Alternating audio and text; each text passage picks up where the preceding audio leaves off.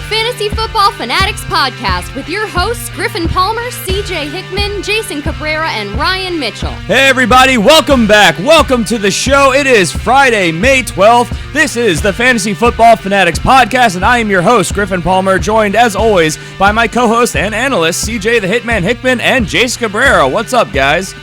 Hey. Hey. Woo, what's up, guys? Hey, boo-boo. This week kind of flew by, didn't it? You guys as excited to get to this show as I was?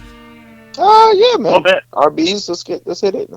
This is a very heavily question topic. We get a lot of people wanting to know our thoughts on different players, these skill positions, obviously the fantasy impact positions, and today we're going to be getting into the running backs, like we said, or if you've read the title to the podcast you probably downloaded. So, as always, I'm ready to be ridiculed. Woo! We have an amazing show. Let's do it. So, of course, we're continuing our consensus rankings, diving into the running back position. We're going to try and get through at least the RB1s today on our consensus rankings. Of course, we're going to bring you all the top headlines from around the league as well, so a lot of stuff to get to. Please, as always, make sure you guys subscribe and rate the show, iTunes, Stitcher, whatever source you're using. Give us a rating. It really does help the show out a lot. We'll give you a shout out on the show, read it out, have a good time. And, if you want to follow the show, get up-to-date breaking news, that's on Twitter at the FF Fanatics. You can also follow and join the community on Facebook at facebook.com/thefantasyfootballfanatics. You can submit your questions through any one of those sources, including email, thefantasyfootballfanatics@gmail.com.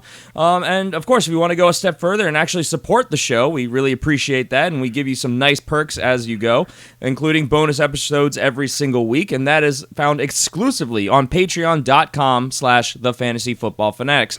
So, since we have so much to get to today, we're going to skip right past the warm-up and right into the top headlines from around the league. We'll start with the league-wide headlines. Kansas City has hired a new, the previous Green Bay Assistant Director of Pro Personnel. His name is Tim Terry. Awesome name. And he has been hired as their now Director of Pro Personnel. So this was listed as a key hire and a need for them. So good job, Tim Terry. You're moving up in the world from assistant to full-fledged guy. No real quarterback news. And running back news, there is quite a bit to get to, however. Starting with, in Philadelphia, CJ's Eagles, after we posted the show on Tuesday, they signed free agent running back LeGarrette Blount. So Blount is now a Philadelphia Eagle. Also, the Eagles are now expected to release running back Ryan Matthews. So, CJ, a resident Eagles fan, why don't you weigh in here? I mean, it's a good signing. It's going to be great for the red zone. I mean, the Eagles are basically make this year the year of all in on Carson Wentz. Just stocking them up with all types of talent on offense and, just helping out that defense and draft and everything. I saw this move. I didn't see the actual signing happening. I saw them actually doing something. I mean, the last time we did our mock draft and we saw him, getting drafted, and he was a free agent. It came into my head. I'm like, I mean, it could work. I mean, they want to release Ryan Matthews, because that's what basically going to save them $4 million off the cap if they do that. I mean, so this 2-year deal, 1-year deal, it's not bad. I mean, I have a little recency bias. I mean, the last time the Eagles did something like this was DeMarco Murray, and that wasn't a good year for us. So hopefully we get the good end of the stick on this one, and he goes out there and has a good season for us. And like we talked about before the show, though, that was a completely different situation. You had a runner going to a completely different style of offense that he wasn't used to. I think that was the main problem you had in this particular situation. He's going to be used the same way he's been used, which is that big body downhill runner. So he could do some really good things for you guys, I think. Yeah, contract that is. Correct me if I'm wrong, it's a $1.25 million 1-year deal, but it goes incentives up to about 2.8, right? Yeah. All right, yeah. I just wanted to make sure I had got that correct because I didn't have it in front of me. All right, let's move on. Cincinnati quarterback Andy Dalton has praised second-round rookie running back Joe Mixon for his, quote, versatility. Mm-hmm. So, this was not shocking. We knew Joe Mixon was arguably the best running back in the draft class, but the off-the-field issues were what were driving him down draft boards. Vote of confidence for the potential fantasy star in Joe Mixon, I would say. Your guys' thoughts? Yeah, absolutely. I think we already knew who this kid was. We knew that, as soon as he gets in that building, it's RIP to Jeremy Hill because his touches are going to be zilch. Yeah, I totally expect him to end up being the starter. Obviously, he's just so talented. I mean, he's going to be that team's David Johnson. You know, he can catch the ball out of the backfield. He's going to get 100 targets in the season if they start him immediately. This is a really good pickup for them. So, yeah, I'm not surprised at all. Yeah. I mean, we all know the talent. It's just the off-the-field problems, which is what dropped him. And then, of course, Marvin Lewis is infamous for not wanting to start his rookies. So we've all heard the whole he's going to have to earn it. And with some coaches, that's more true than others. Unfortunately, Marvin Lewis is one of those guys. We're going to have to monitor that through the preseason and just kind of see how the snaps are being distributed. And, obviously, if Joe Mixon gets the full workload and gets the starting job, which we think he's capable of doing, he will be definitely a fantasy weapon. Main problem, that offensive line, though. So, I mean, again, we'll monitor. Yeah. Channel 9 News, Denver's Mike Kliss, I think is how you say it. He puts Jamal Charles' chances of making the 53-man roster at 50-50. So, this is a little bit different. What are your guys' thoughts on this analysis? I think the reporter's an idiot. Yeah. I don't. I mean, come on. Give me a break. The talent that Jamal Charles has, he has a 50-50 chance of making that would be ridiculous. And I think he's putting a lot of faith in Booker. Yeah. A lot of misplaced come faith. on. They would not bring him off the street in the building just to, possibly make the 50-man roster. He's going to make the team. Yeah. He's going to be on the team. Stop that. Yeah, I mean, it's true that if they cut him, it's only a $1 million cap hit. He has incentives to make up to $2.75 million. But come on, we all know, like Jason said, the talent of Jamal Charles. The main problem here, of course, is the knees and the injury. If he can get past that, we've been talking in the last couple shows about how he is going to probably compete for the starting job with C.J. Anderson. Definitely a good complementary back. Does a lot of the stuff that C.J. Anderson doesn't do well. Jamal Charles does very well. So this is just dumb news. I think a lot of news networks, like I know ESPN was a big one where they had to have like their initial rosters, like the way they project the team shaking out once training camps are over. They had to have a lot of that stuff handed in. So that's where a lot of these crazy news stories are starting to come from. So just putting that out there. Somebody has a very different take, a guy that covers the team more closely than we do. So maybe something to monitor, but I think this all shakes down to Jamal Charles' health more than anything. If he's healthy, he's making that team. There's no denying it. Let's move on. CSN Bay Area's Matt, I don't even know how you say it, Mayako, I think. He believes that fourth-round rookie running back Joe Williams, I almost said Mixon again, Joe Williams has a, quote, legitimate chance to immediately unseat Carlos Hyde as the starter, end quote. So, I think that's a little ridiculous. We all know that Carlos Hyde is really, really talented. His biggest problem throughout his entire career has been injuries. Yeah. The only way that happens is if he gets injured again. If Carlos Hyde gets injured again, then obviously then Williams will probably start. But other than that, where are these guys coming from? Like, they're just coming out of nowhere with these weird stories suddenly. It's kind of odd. Got to meet that deadline, man. Seems like a lot of clickbait, if you ask me, trying to get people to check out the stories. So, Independence Day is a documentary. Yeah, I mean, don't get me wrong. Joe Williams, he's a nice prospect, but I see no chance that he beats Carlos Hyde one-on-one in camp. No. So, yeah, it's a nice story, but we'll move on. Don't believe everything you read. This is that time of year, like any time of year, once you get into the camp starting to meet and teams start ramping up, misdirection is everywhere. And that includes what they're being fed to the news outlets who are then reporting this craziness. So, we could be wrong, but again, I doubt it heavily. Let's see. Atlanta Falcons running back Devonta Freeman told ESPN's Josina Anderson that he wants, quote, elite running back money on his upcoming contract extension. Not shocking. What are you guys' thoughts on Devonta Freeman being paid among the top tier of running backs? The man deserves it happening. Yeah, I mean, he's their top guy. That's the top offense in the league. My only thing is, I don't think he's going to get as much as he wants right off the bat because they were kind of in a little bit of a committee. So I think that he needs to pump the brakes a little bit. I mean, I understand him thinking he should have that, but I don't think it's going to happen yet. Well, my mindset was with this. I mean, in Shanahan's offense, they ran the two backs that they had him and they had Coleman there. And it was times where he was hot, and they just kept putting Coleman in, and Coleman was coming in, vulturing his touchdowns, and basically messing with his money. So I can absolutely see him, having this mindset because, look, man, you try to play me, and put this boy Coleman in there. Yeah, Coleman is okay, but he's not no Devontae Freeman. I showed you why I am the man when it comes to this running back in this running back room. And now that we almost got we almost got the chip. I mean, we almost won this Super Bowl if he would have just ran the ball and continued to do this thing, because I was tearing him up. I want every bit of this money that I'm supposed to be coming. And if I don't get it, then he's just gonna hit the open market and get it. Let's see. I'm trying to look up the cap situation in Atlanta right now. They are looking at having about $15 million of cap space left this year. So they've got some wiggle room for sure. We'll have to see how that shakes down going into next year, because I don't think he's going to be getting a contract. Is he look? I don't even know. I have to look up his current contract. When is he up for his extension? Is that after this year or after next year? I thought it was this next season coming up. I can find out really quick if you guys want to talk amongst yourselves. Like, yeah, man. I mean, it's just I don't know why. No, it's fine. Yeah, it's like, I don't understand why this is I know the NFL's history, man. They known for just, dragging every single thing out. I mean, they don't want to spend as much as they want to. Oh, okay. But when you got a talent like this guy, you got to go ahead and do it. I mean, Coleman has proven, he's been getting hurt. Freeman is the one that's been the healthiest and the most effective one in the offense with Shanahan. Now, we don't know what this new guy is. His name is escaping me at the moment.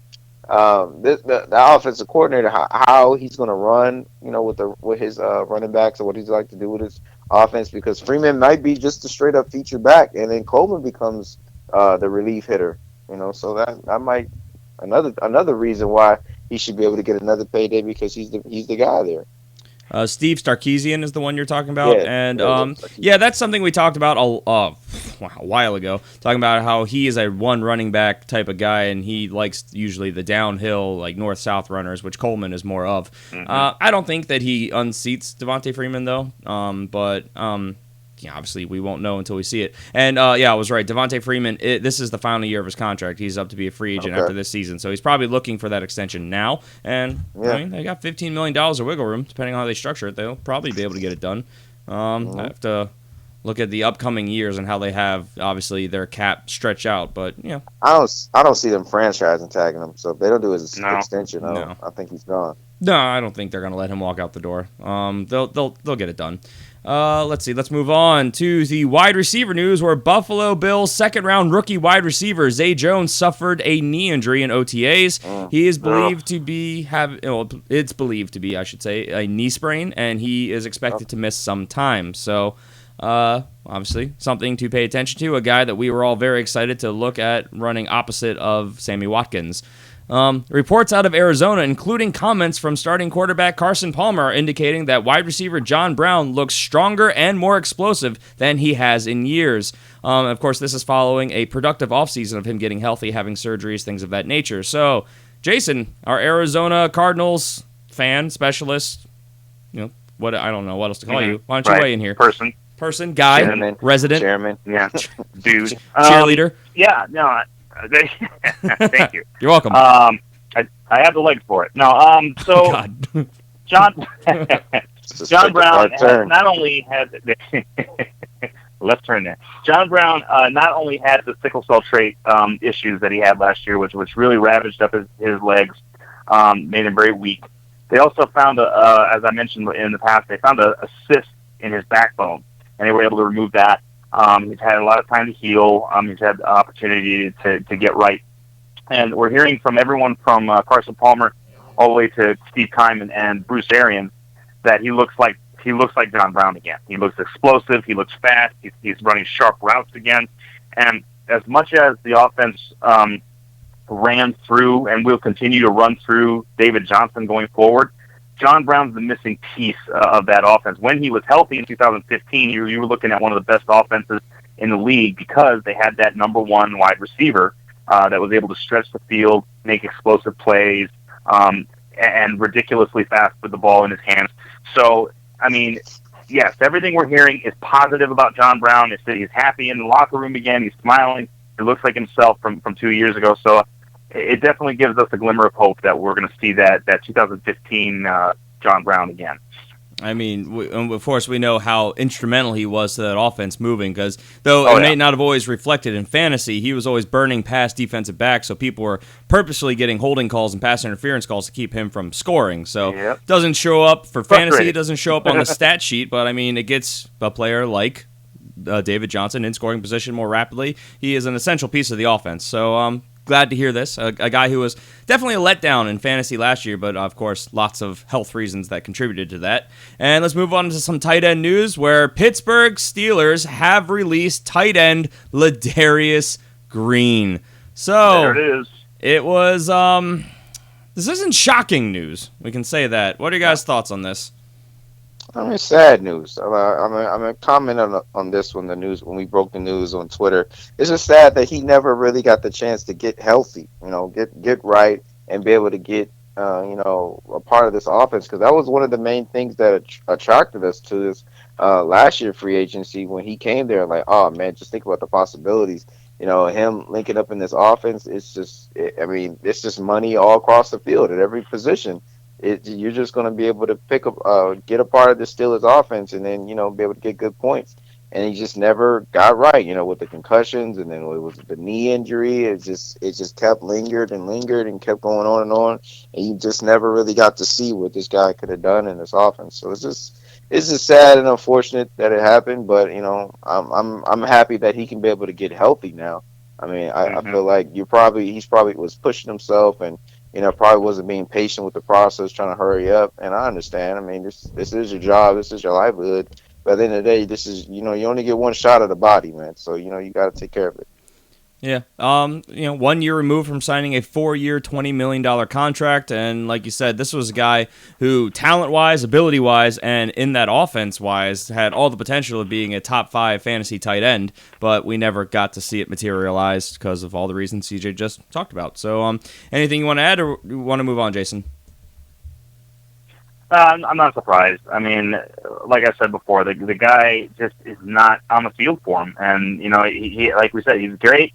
He's got a lot of ability, but if he's not there, they got to move on. They got to find somebody else. And Jesse James looked really good last year, and maybe he's their answer there. So, and obviously, I think Green's going to end up on his feet somewhere. He's going to, and maybe Jacksonville. I mean, they still need a tight end. So, and they like to take off injured tight ends as we saw last year. Mm-hmm. So I don't know. Maybe he's the answer there. All right. Well, with that, let's move on to our topic of the day, which is our early consensus running back rankings. So this is, quarterbacks people like, but because of the vast philosophy differences in quarterback, it's not easy to have a consensus there, and of course people takes the advice in different ways. This is pretty universal the way running backs go. Now I want to point out, with quarterbacks last year, last show we focused on a 6-point per passing touchdown. That's what we generally go with. For the sake of appealing to the masses, what we're going to be talking about here is in standard scoring.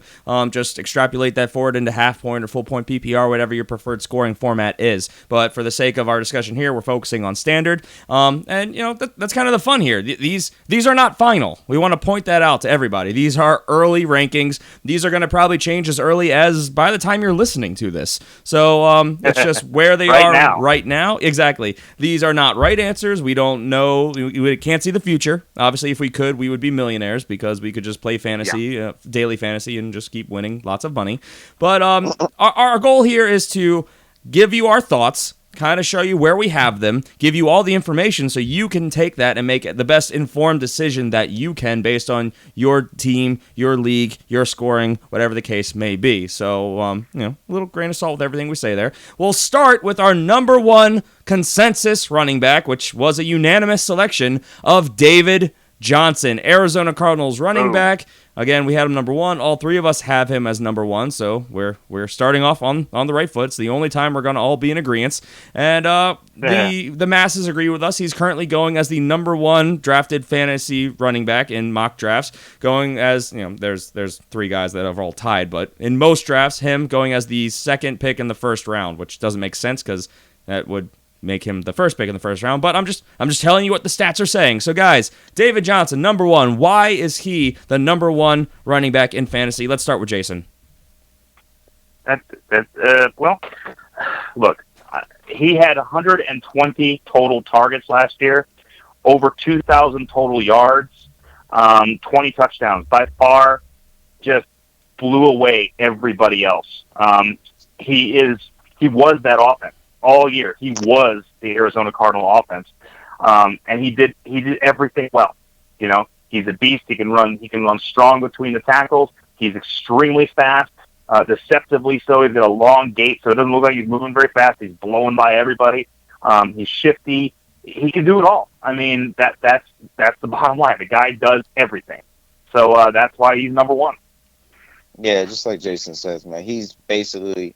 I mean, last year he was that offense. I mean, and we heard it from Bruce Arians. He said he was going to get him more involved, and he made good on his promise. The guy was, just a straight up beast. I mean, Jason in our auction league, he spent the most money total in the whole draft, and it was on David Johnson because it was pretty intense.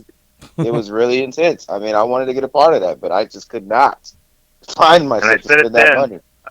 And I said it then, and I'll say it again. I regret nothing. Yes. There we go. And I understand that because that man is an absolute incredible talent in that offense. He's only going to continue to get better. I mean, you put more weapons around him, that's just going to increase his value and production. So I mean, this is even with that injury that he has, man came back. I mean, he's throwing videos of him jumping out of the pool, just showing off the vert, showing off the athleticism. He's an incredible talent. He's just a fun guy to watch, and no doubt number one as far as running backs.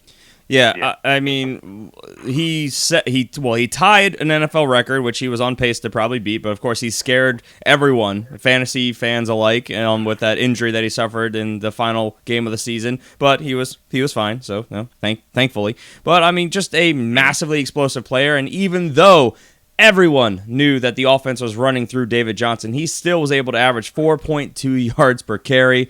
I mean, very useful in the passing game as well. He scored 16 touchdowns. I mean, I don't really know what else to say. I mean, 16. Well, I should put that this way: 16 rushing, another 4 receiving, so 20 total. I mean, He was a beast in fantasy, and there's no reason to believe that changes, especially with the offensive weapons getting healthy, making them have to respect the pass. He's probably just gonna have a lot more fun breaking long runs because he, 6 rushes of over 20 yards, 2 of over 40. So I expect that those numbers to even go up. Maybe the workload to go down, but I expect his averages and productivity to go up. So David Johnson, a safe bet as there is as a number 1 pick in your fantasy drafts. With that, let's go ahead and move on to our number 2 pick, and that is Ezekiel Elliott. So I have him as 3. Both of you have him as 2. And I just want to point this out. We're not going to be fighting about a lot of this stuff because we all agree that these guys are generally the top tier. It's just little discrepancies, little thought processes, why we do things the way we do things. So, guys, talk to me about Ezekiel Elliott.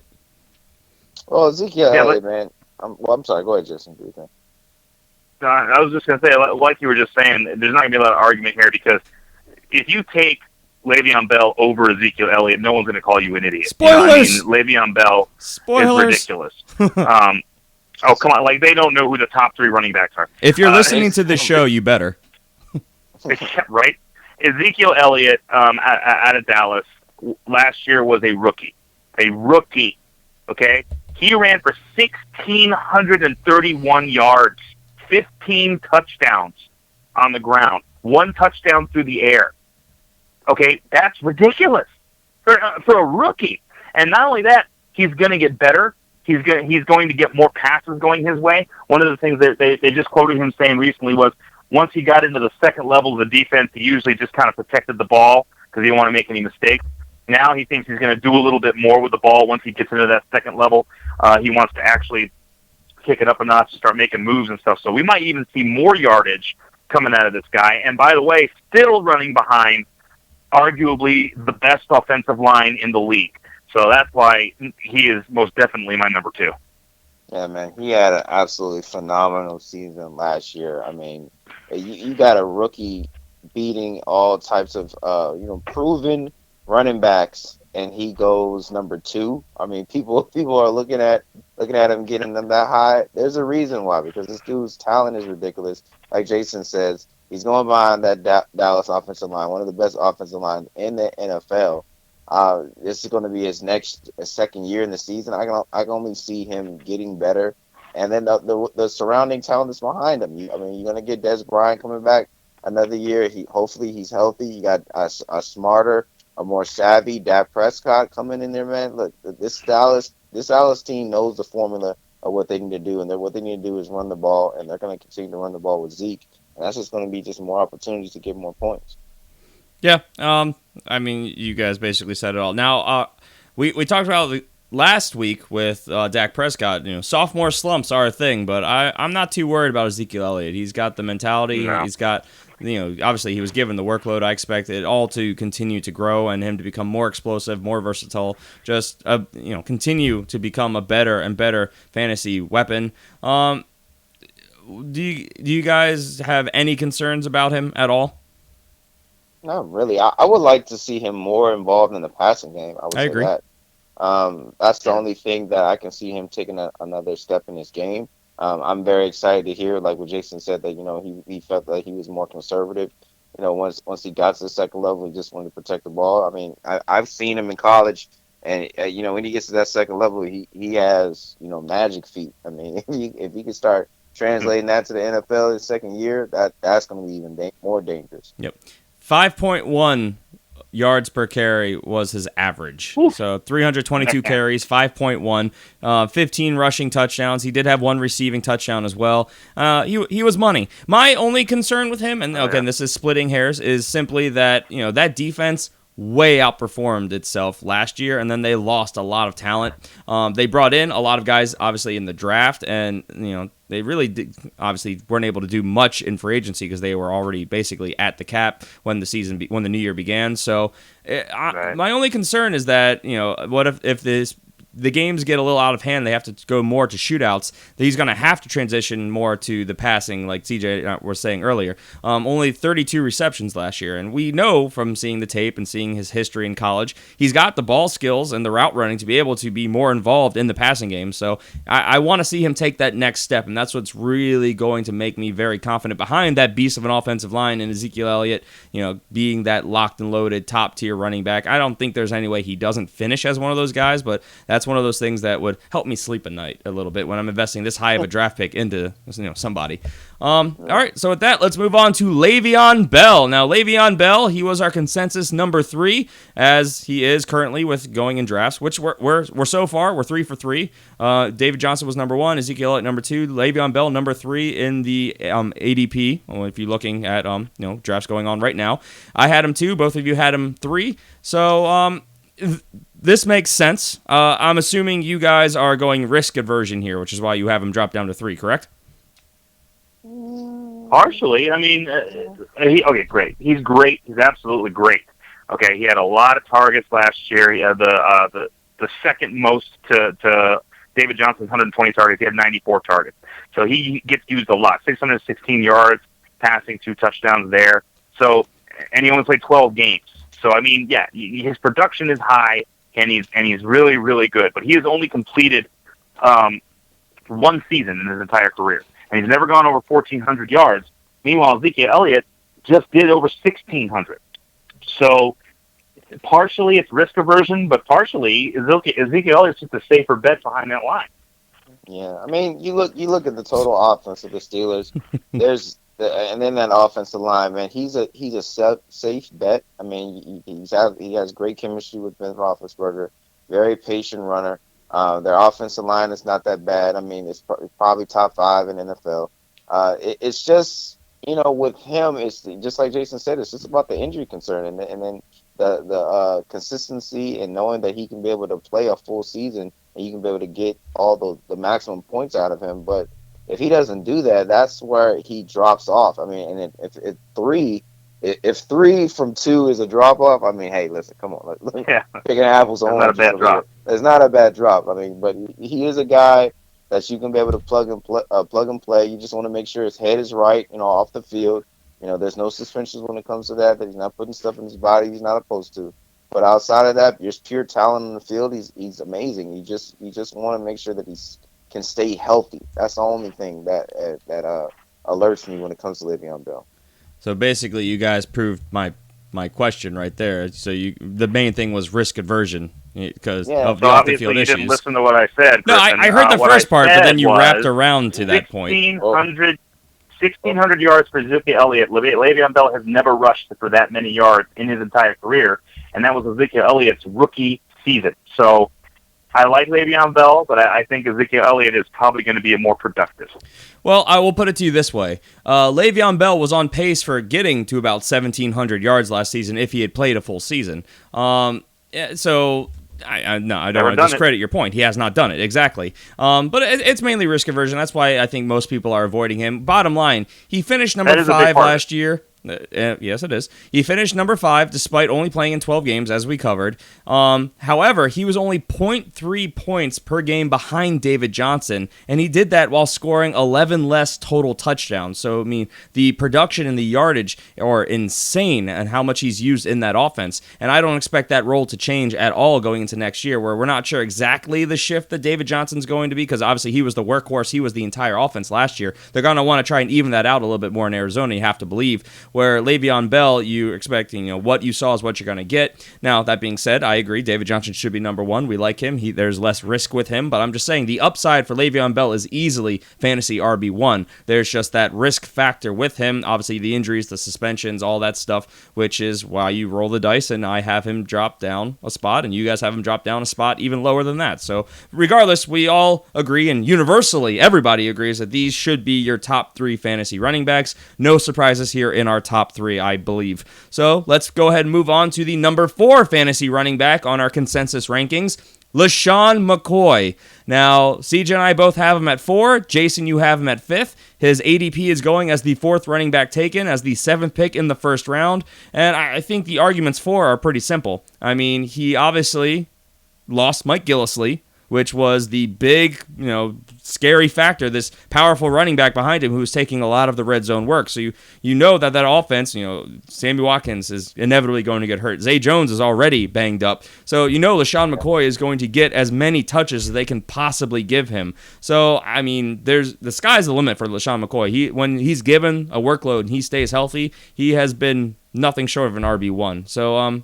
what are you guys' thoughts here?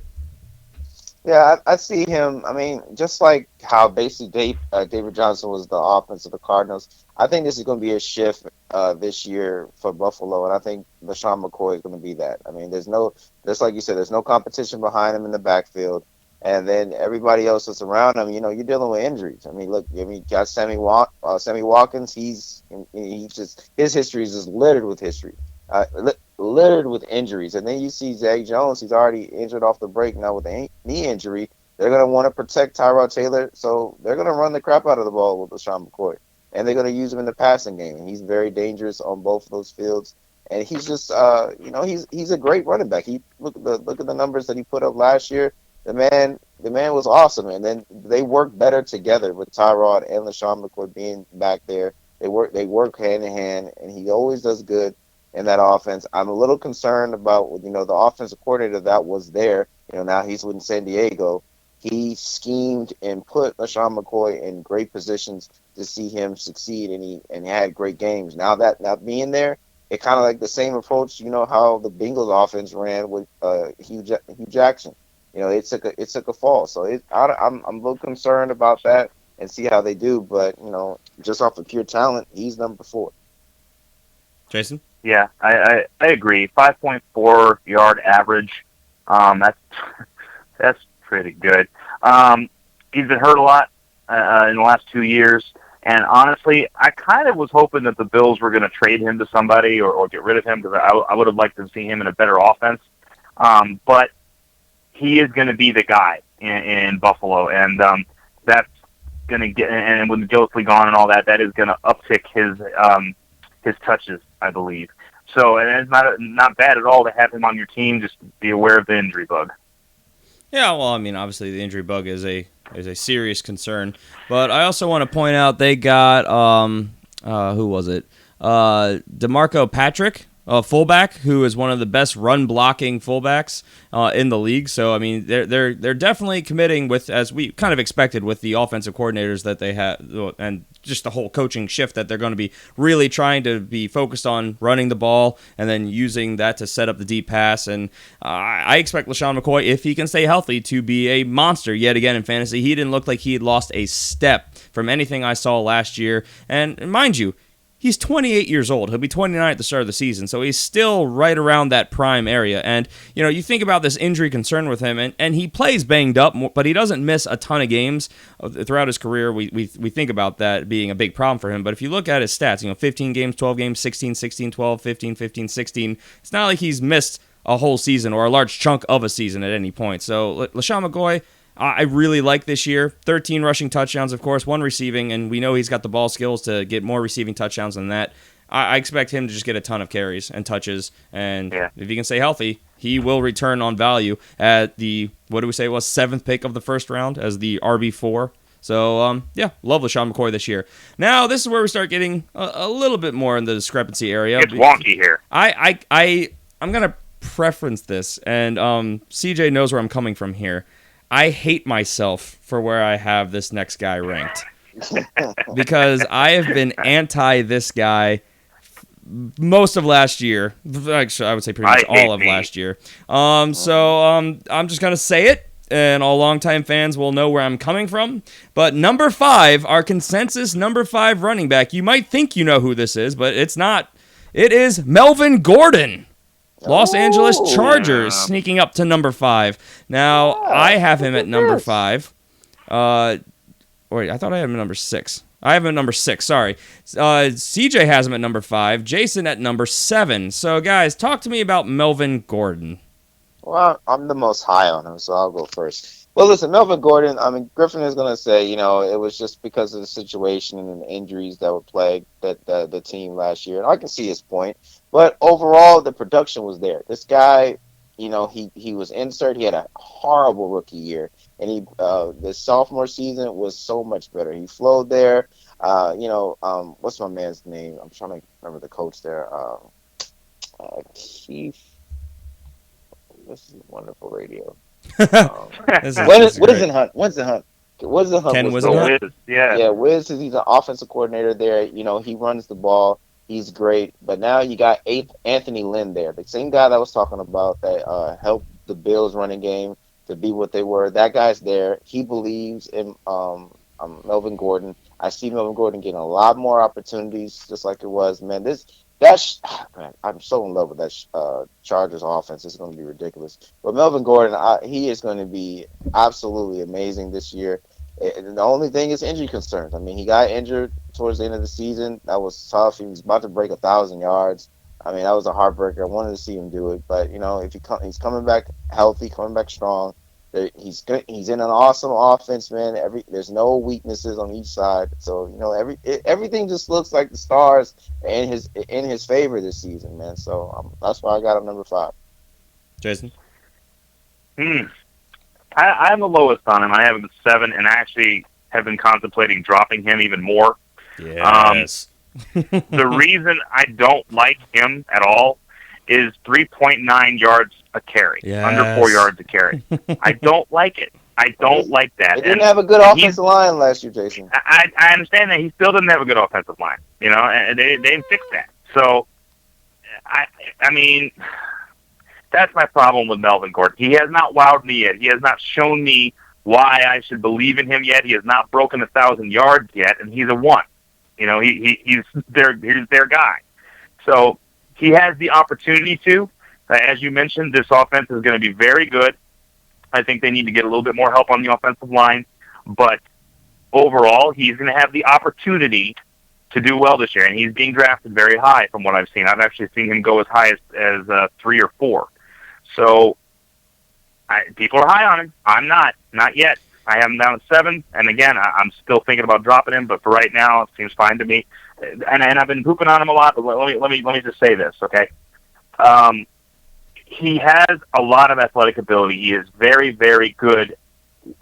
Sometimes we've seen flashes of him being very, very good.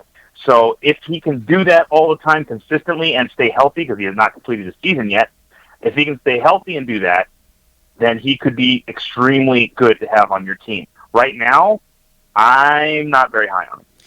Yeah, I checked my stats. I do actually have him at 5, so that makes me kind of sad. He and as you mentioned in the drafts, he is going. So far, we're 5 for 5. He is going as the number 5 running back. As the 8th pick in the first round, and the reasons for are.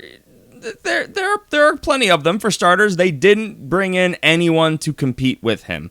He was productive last year on touchdowns and on volume alone. I mean, he was like dead set to go out there because remember, he didn't get a single touchdown in his rookie year. So he went out last year and he got 12 of them in 13 games. So he tried to make up time, I guess. The problem is, horrifically bad averages and production. On 254 attempts, he only averaged, as Jason mentioned, 3.9 yards per carry. And this is a guy who was just being fed the rock. He didn't fumble much, so that's good. But I was very anti this guy for a long time, and my whole thought process behind him was that if they brought in somebody to split up the workload, his volume drops. He goes to being definitely almost down to an RB2. Now, a couple pros to this, and this is why I have him ranked where I do. Again, didn't bring in a competition. He's going to get all the volume, all the targets. He got more involved in the passing game last year. A knock against. To counter that, he has yet to finish a season, 14 games and 13 games, has yet to break 1,000 yards, though he would have done it last year if he had stayed healthy. But they did bring in 4 offensive linemen this offseason. They brought in, Russell Okung from Denver, and then they drafted 3 offensive linemen in the draft. They obviously brought in Mike Williams, another wide receiver, to add to that crazy pass-catching weapon. I don't even know what to call it. That offense is insanely loaded with pass catchers.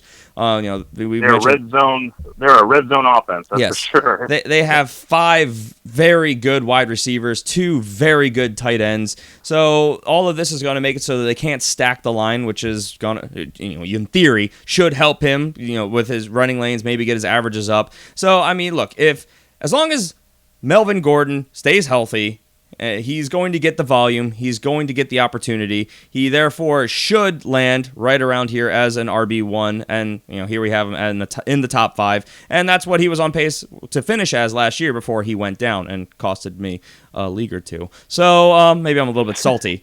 So Melvin Gordon, yeah, just a smidge. I want to make a counterpoint here. Go for it.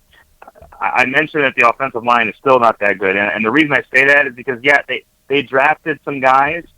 But drafted offensive linemen, they're not good in their first year, typically. Generally. These guys need a year or two to bulk up, to get used to the fact that the defensive linemen they're facing are not the same as they were in the NCAA. So they only brought in 1 veteran to help to fix that line for this year. So that line will be good eventually, but as of right now, they have not really done much to make the line better. I agree. We'll have to see how it shakes out and how it plays out. They invested a lot of capital in it, and they also had a couple guys that were injured last year. So, I mean, it's not outside the realm of possibility for them to go from being a very bad offensive line to a usable one for sure.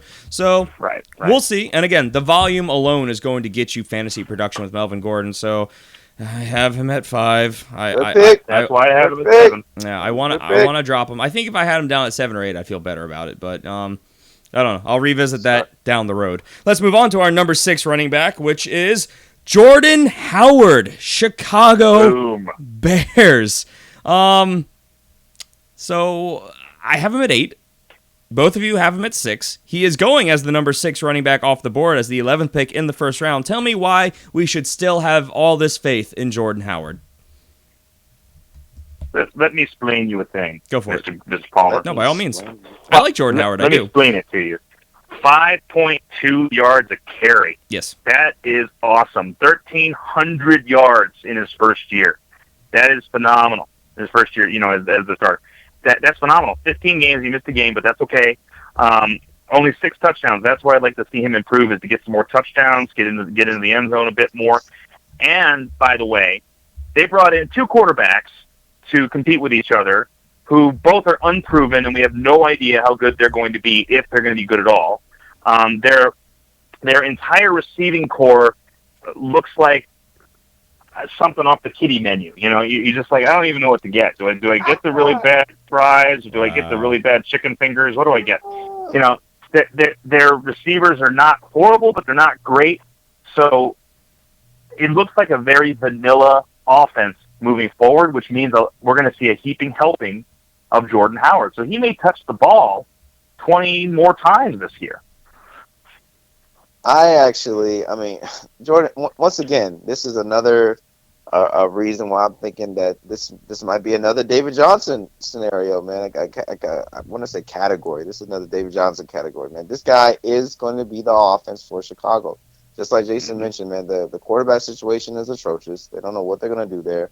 Even if you do play the rookie, how do you help the rookie and be able to give him the best shot to succeed? Have a good running game and a tight end there. They have both. So they're going to use the crap out of Jordan Howard. And then when it comes to the wide receivers, I would say I was thinking like more like when you go to the grocery store and you go towards the milk section, they have that like clearance aisle, the little section with all the used stuff there. Bargain bin. Yeah, the little bargain bin. That's what the wide receivers are. They're basically a big old bargain bin. But Jordan Howard, he's a beast. He had a great year last year. I can see him once again matching it. I mean, he once again, I can't stress this so much. He's only going to be. He is that offense. I'm sorry. He is that offense in Chicago. That's it. He's going to get the volume. I'm trying to remember exactly where they finished on total defense last year, but they were very bad, and then they lost a lot of pieces this offseason, and then they didn't really bring in anyone except for Prince Amukamara, who they spent a lot of money to bring in. Look, I really like Jordan Howard for all the reasons you just said. I mean, 252 attempts, 5.2 yards per carry, getting 1,300 yards. He had the second most yards in the league last year, despite not getting the starting job officially until week 4. So, I mean, the guy is a monster. We were all high on him. You weren't here, Jason, but CJ and I were screaming at people, pick this guy up from like week 2 on. You want him. Yeah, pick him up as we were trying to watch his ownership slowly climb, trying to get everybody to grab him. And eventually it caught on, but it took a couple weeks. And we were right. This guy ended up being a monster.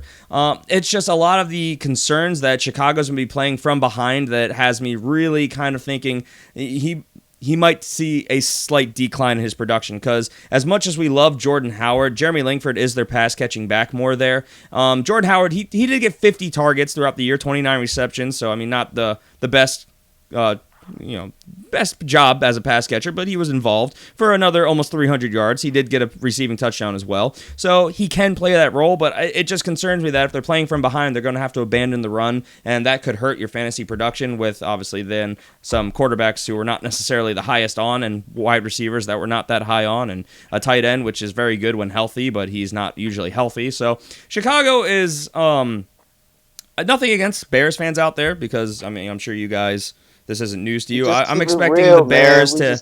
I know. I expect the Bears to struggle this year. I think that they are going to probably be towards the bottom of the league again this year. They're actually well into a rebuilding phase at this point. So it just has me a little scared off Jordan Howard. Now, that being said, I still have him as a top 10 running back, obviously an RB1. I like him a lot. I think his talent and his ability can get you over that hump. I'm just worried about game script is my only concern. Because other than that, Jordan Howard is a monster, and he puts up a lot of production. Obviously, it's hard to argue with 5.2 yards per carry. So Jordan Howard, our number 6 fantasy running back, currently going, as we said, is the 11th pick in the first round. Look at that, guys.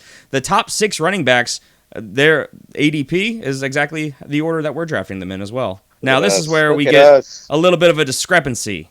At number 7, we have Marshawn Lynch, now of the Oakland Raiders. Now, a discrepancy, I think, is an appropriate term because we are all over the place as well on him.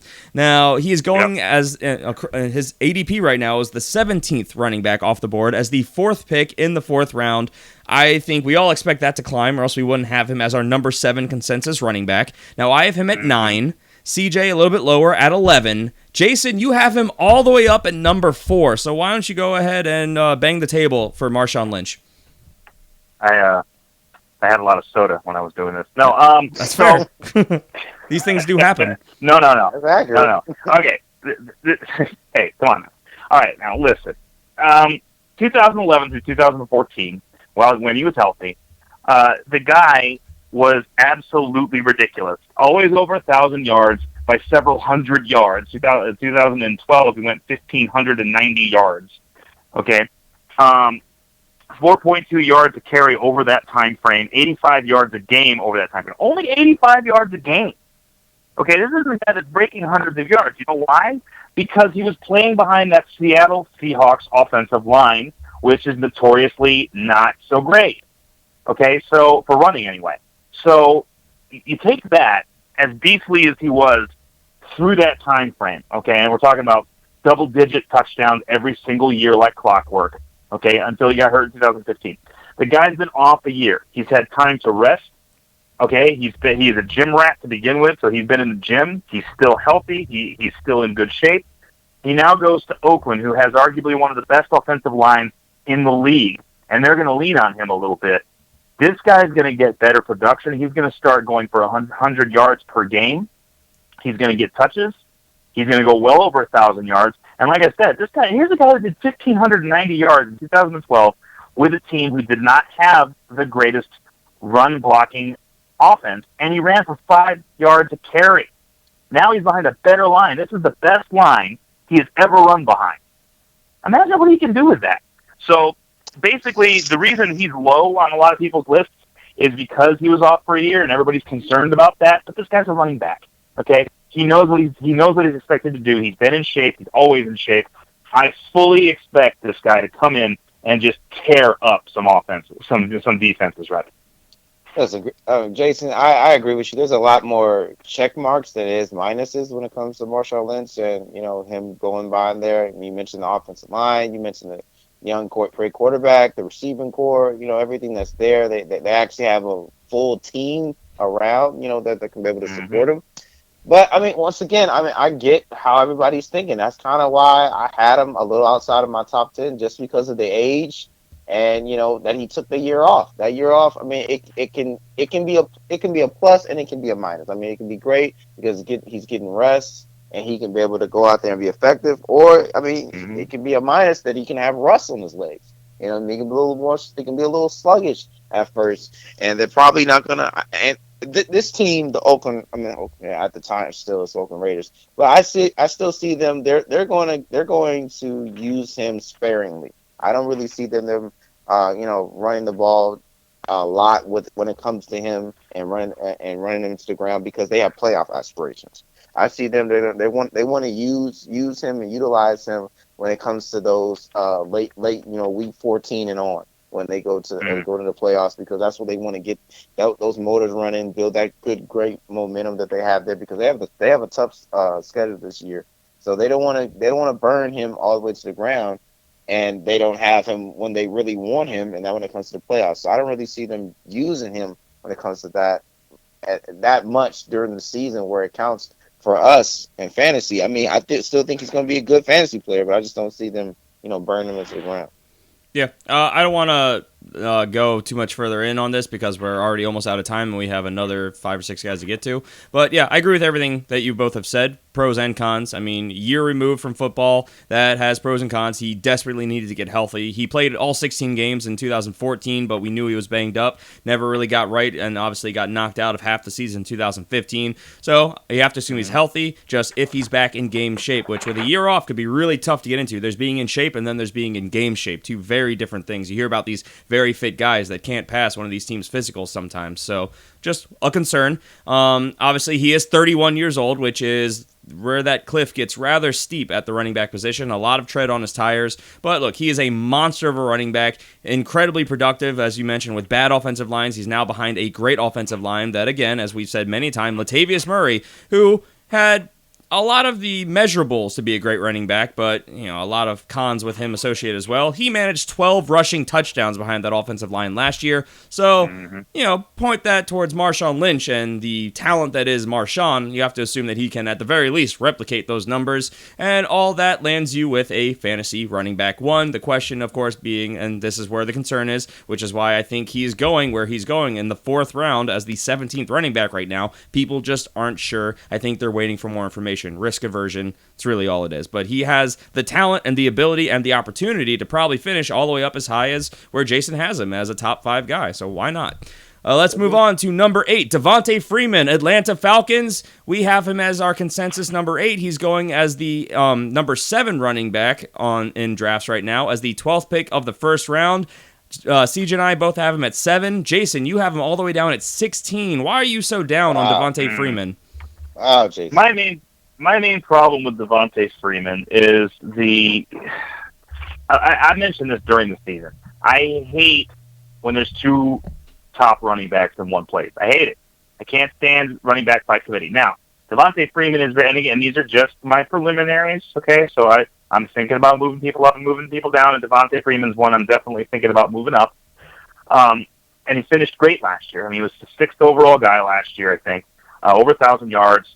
You know, the problem here is that offensive coordinator coming in likes big, bruising, downhill running backs. That worries me because that does not describe Devontae Freeman. Okay, so the guy's great, but he's not great in that kind of a system. So as much as I don't think he's going to try to change too much with that Atlanta offense, because as we've already mentioned ad nauseum, this was the best offense in the league this last year. I still think that the mentality might change a tad. So Devontae's carries might go down a bit. Again, I may move him up, slide him up a couple spots, but for me, I'm just concerned by the fact that Coleman is there and the fact that Sarkisian is now there as the offensive coordinator and might decide he wants a big bruiser instead of a slasher. I've never been a fan of Tevin Coleman. I think that the running back in this offense was Devontae Freeman. I was very upset when they kept trying to fake like Tevin Coleman was a thing. He's a good talent. But in this offense, I believe this offense flows and moves a lot better with Freeman in there, and he proves it each and every week. Because he's mad. He's pissed off that they continue to play with him like this, and he goes out there and runs angry, and he just gets great fantasy points for you. So when this offensive coordinator that's coming in saying that, you know, he wants one back, I'm praising this. I'm like, yes, thank you, because Devontae Freeman is that guy that belongs at number 1, and so he can be able to have a great season, and he should finish top 5 because he has the talent there, and you have an offense that's absolutely, arguably one of the best offenses in the NFL. This has a great season written all over it for Devontae Freeman, and it's a contract, and it's contract year too. Oh yeah, Devontae Freeman going to get that money.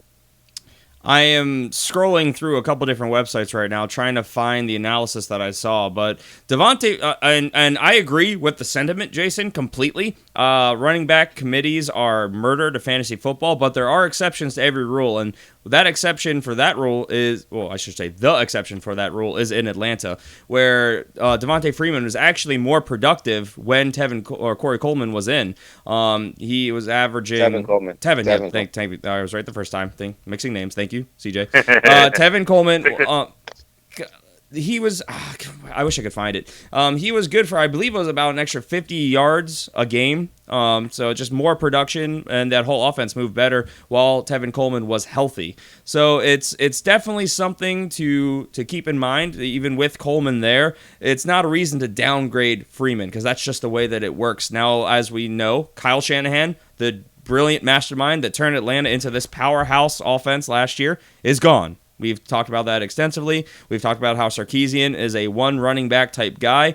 That's been his MO through college, so we'll have to see how that shifts. So I see both sides of the argument here, why to be high, why to be low on him. I've seen Devontae Freeman go as high as the running back 4, but I've also seen him go as low as the running back 12. And here, Jason, you have him down as your running back, 16. So that's quite the drop. That's the range of uncertainty right now. We know the talent, we know what he can do in that offense, in the situation, but there's a lot of unknowns that come with it, so we're just going to have to wait and see. But I think the talent and the ability has him appropriately landed at number 8, and the masses all agree because they have him as the number 7. So let's move on.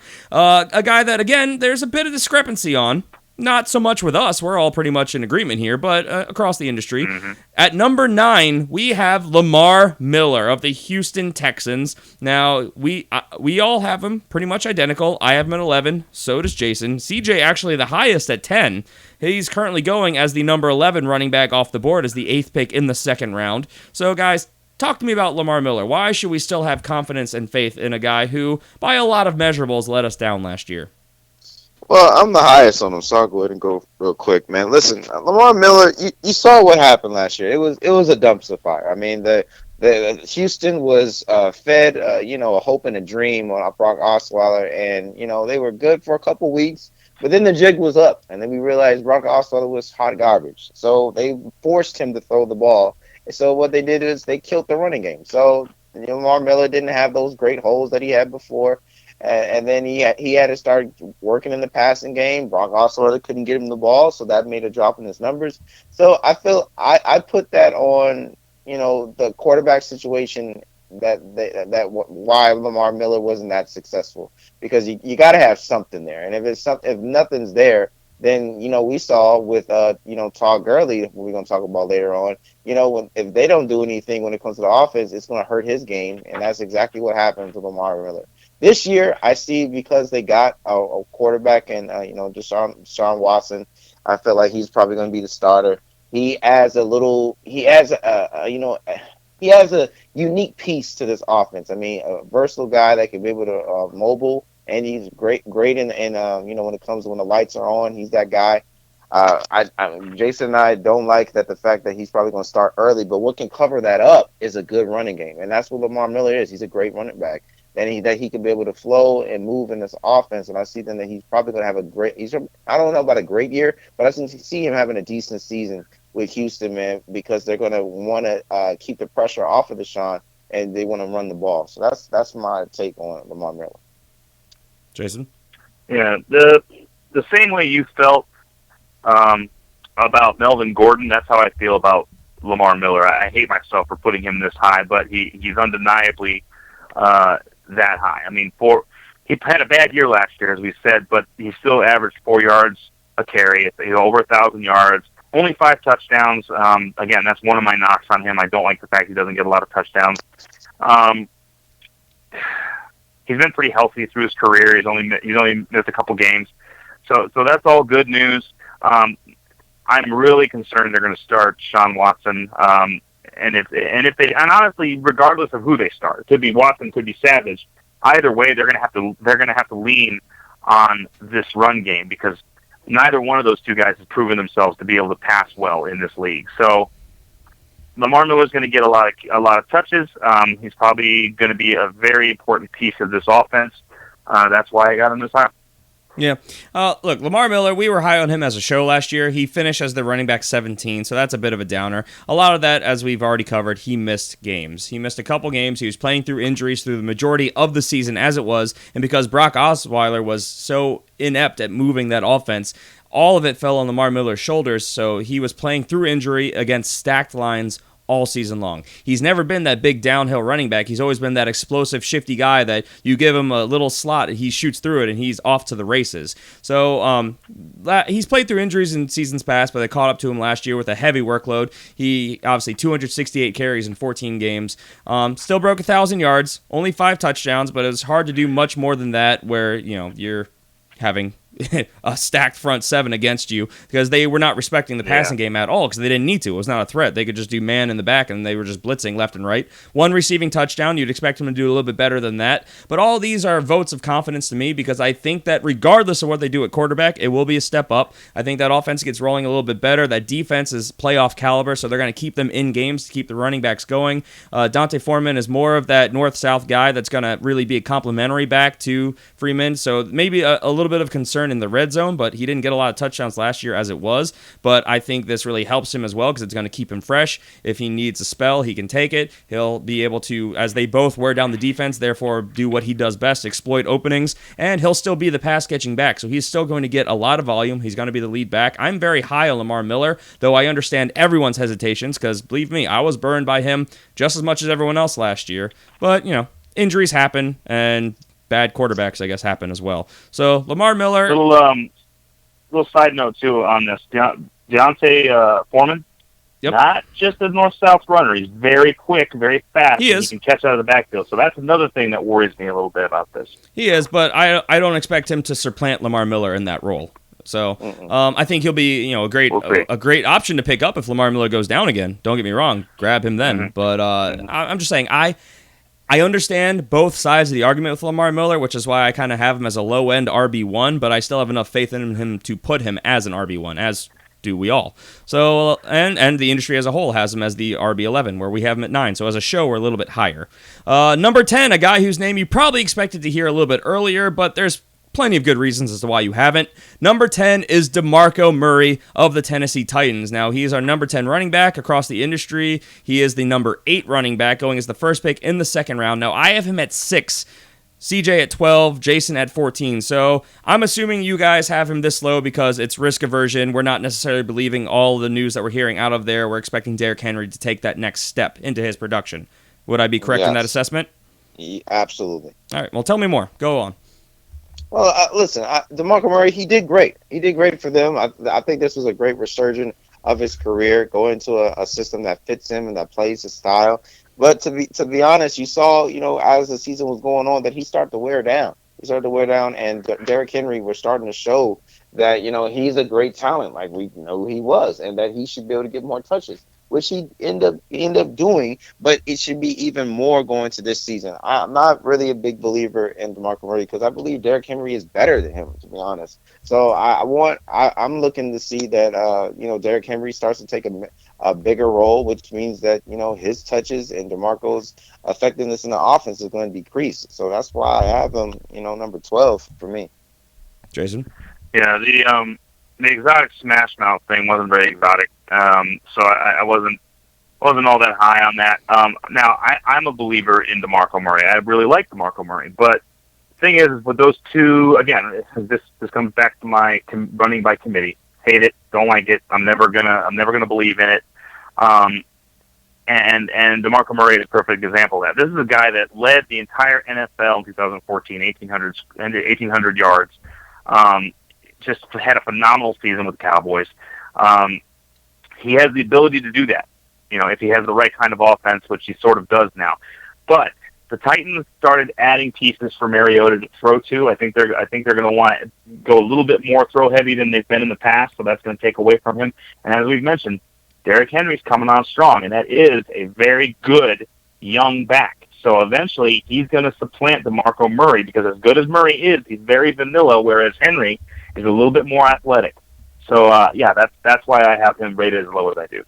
Understandable. And I'll just weigh in the counter argument. I agree with everything you guys have said, by the way. I don't necessarily believe much of the news coming out of Tennessee and Mike Mularkey saying how, DeMarco Murray is still the guy. I expect this to be more of a timeshare. However, Mike Mularkey has shown that when his lead guy is healthy, they like to lean on that one running back system. It's just Derrick Henry is so immensely talented that you have to question it.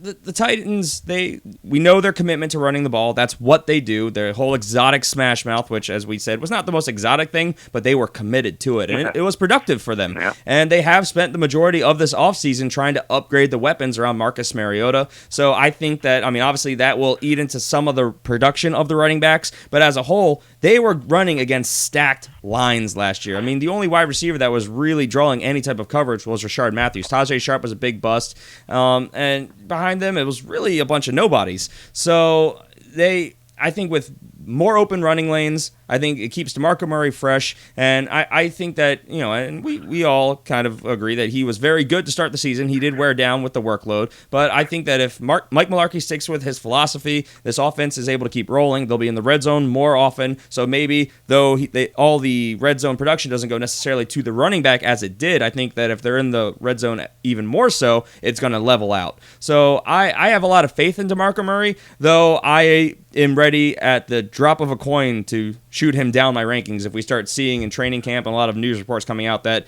no, it looks like it is going to be more of a timeshare with Derrick Henry because, as we know, Derrick Henry, he might be the best. Well, I think he is probably the best backup running back in the league right now, and he could easily be a starter on most teams. So, just something to watch out for. All right, let's wrap this up pretty quick because we're out of time. At number 11, we have Jay Ajayi, Miami Dolphins running back.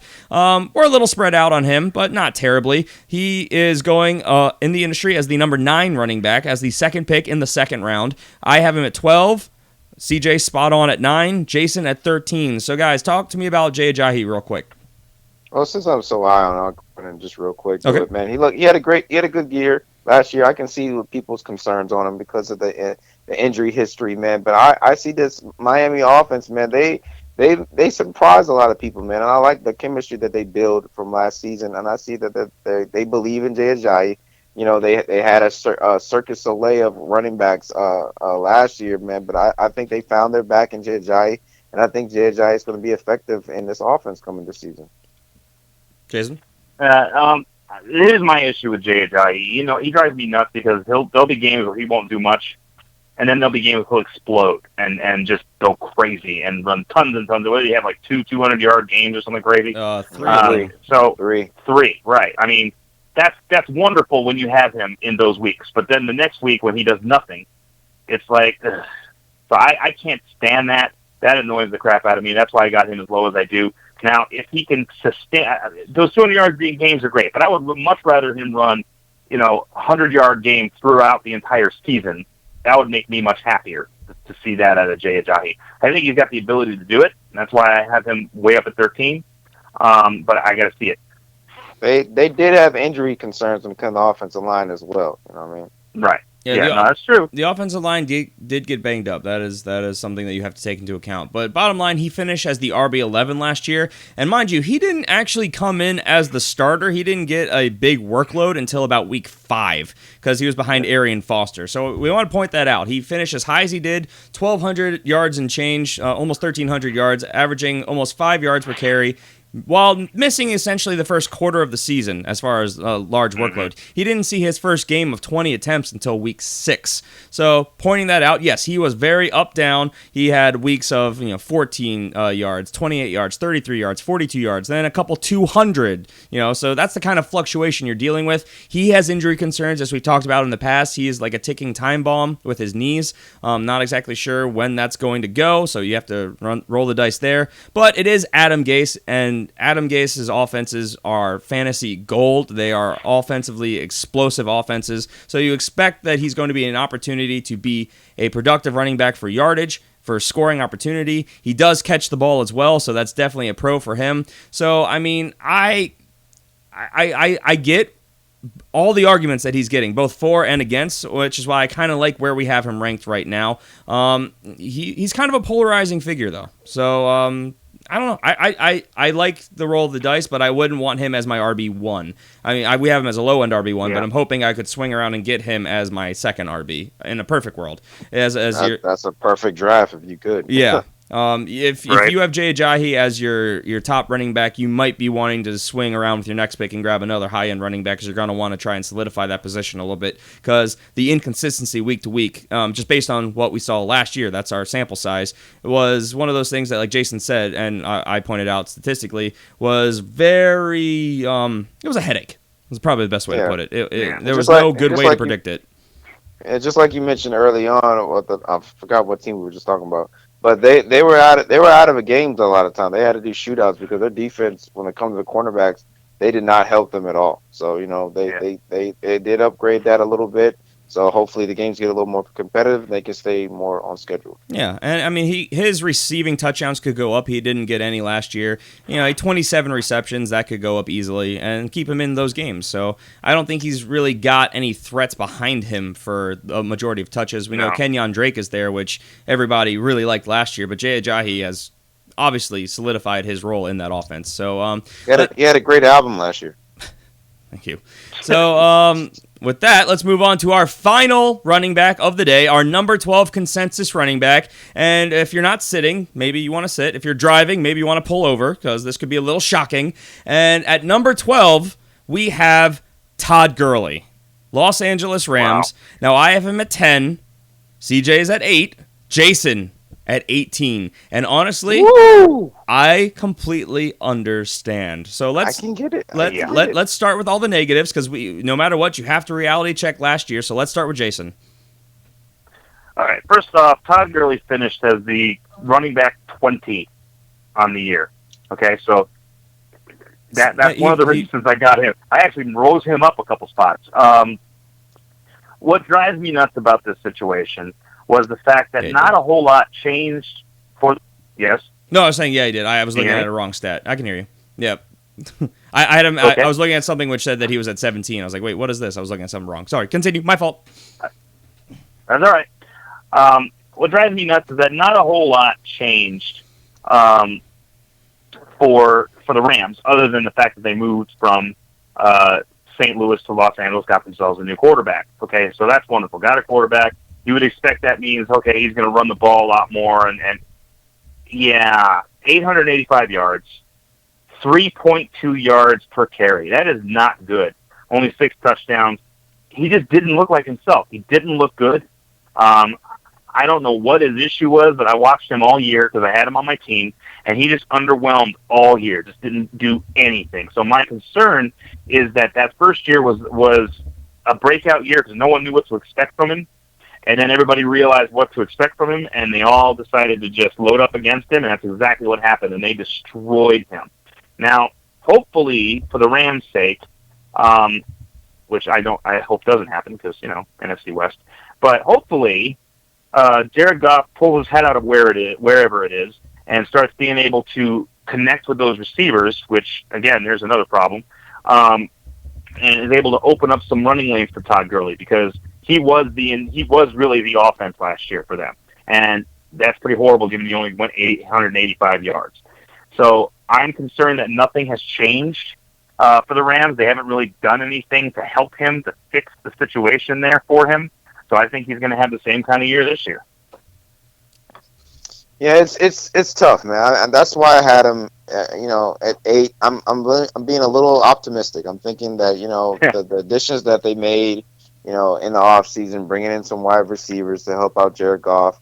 I mean, this season it should be about Jared Goff, making this kid better. I mean, you invested a high pick on him.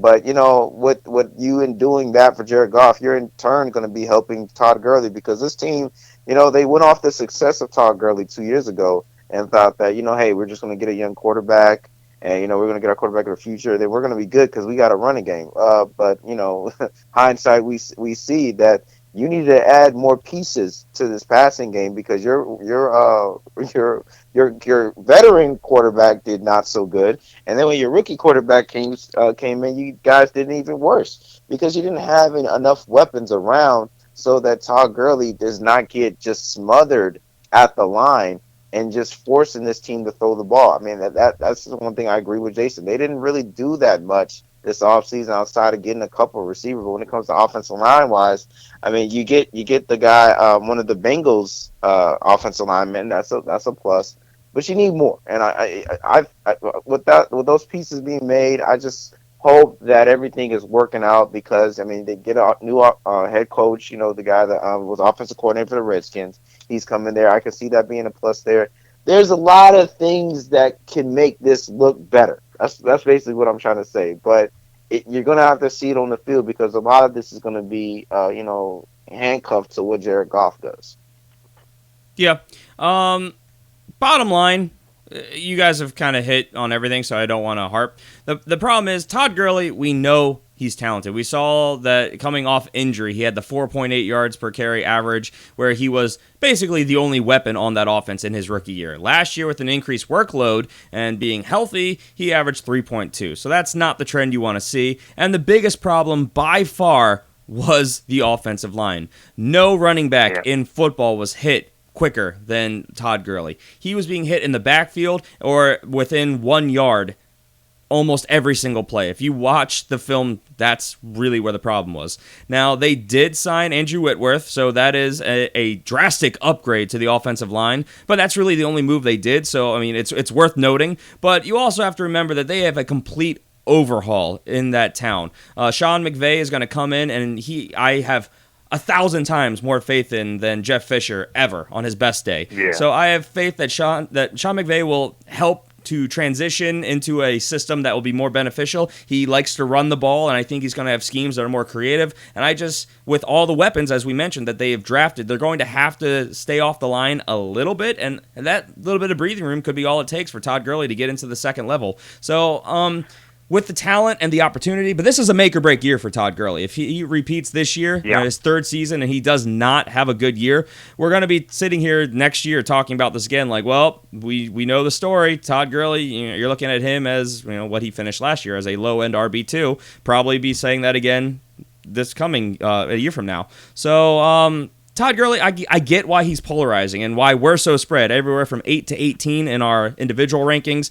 Across the industry in mock drafts, he's going as the 10th running back off the board as the 5th pick in the second round, so kind of in line where we have him at 12. So I don't think anyone really knows what to expect, and there's various levels of optimism, and I think that, depending on your league and where you're drafting, you might be able to get a steal with him because people have been burned by him in the past. A lot of people invested a top 3, top 5 pick on this guy last year, and he finished, as we pointed out, as the running back 20.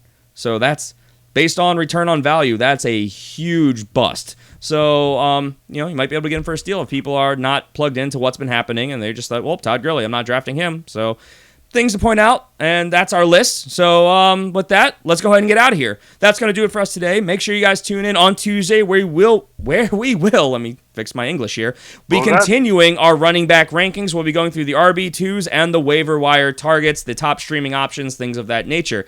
So you can find that right here, wherever you're listening right now on Tuesday's show. Remember, the Patreon is live, The Fantasy Football Fanatics, so search for us really anywhere, including our website, thefantasyfootballfanatics.com, where these rankings will be available once we complete our final episode of ranking all these positions. And just keep coming back every Tuesday and Friday. We'll be here throughout the season and getting you ready for your draft season.